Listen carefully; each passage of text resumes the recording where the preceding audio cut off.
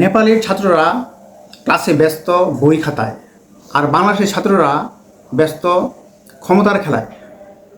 শিক্ষায় মনোযোগী নেপাল আর রাজনীতিতে ঝড়ে ভাসছে বাংলাদেশের ছাত্র জীবন। কি মর্মান্তিক একটা কথা! দেখেন, একটা সরকারকে পতন ঘটানোর পর যে ছাত্ররা লিড দিয়েছিল, সেই ছাত্ররা এখন ক্ষমতায় নেওয়ার জন্য ব্যস্ত। তারা এখন দেশে বিদেশে ঘুরছে, প্রতিটি জেলায় জেলায় আপনারা সমাবেশ করছে, পদযাত্রা করছে, কিন্তু বেশিরভাগ স্টুডেন্টই এখনও স্টুডেন্ট অবস্থায় রয়ে গেছে। কিছু আছে যারা পড়াশোনা শেষ করেছে, কিন্তু আমার জানা মতে 80%রাই আপনার ছাত্র।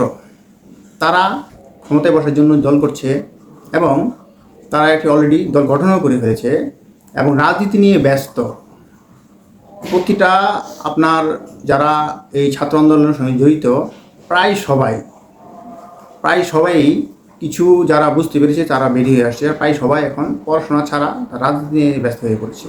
কিন্তু ওইদিকে দেখেন, আমাদের যে আপনার দেশের যে আয়তন, ওই আয়তনের প্রায় সমান আয়তনের দেশ নেপাল।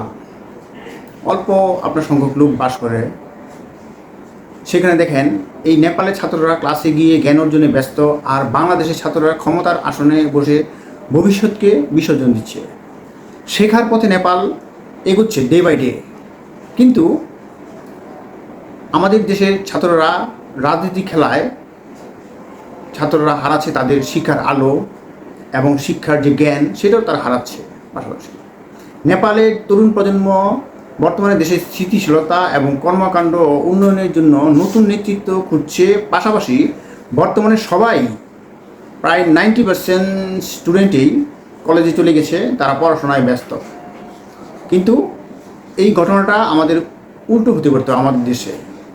তারাও স্টুডেন্টরা আপনার কলেজ বা ভার্সিটিতে গিয়ে তারা পড়াশোনা করতে পারতো। কিন্তু দেখেন, আজকে 2 মাস যাবত প্রায় আমাদের প্রায় বিশ্ববিদ্যালয়গুলোই বন্ধ রয়েছে। খুব দুঃখের বিষয়।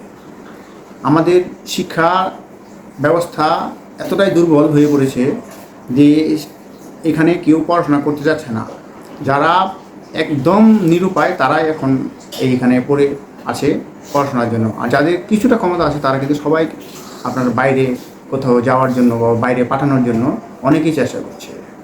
তো সমস্ত যারা স্টুডেন্টরা আছেন তাদেরকে রিকোয়েস্ট করব, আপনারা এই ক্ষমতার লোভ ত্যাগ করে পড়াশোনায় যান। পড়াশোনা করে শেষ করে এসে আপনার রাজনীতিতে নামেন। সবাইকে ধন্যবাদ।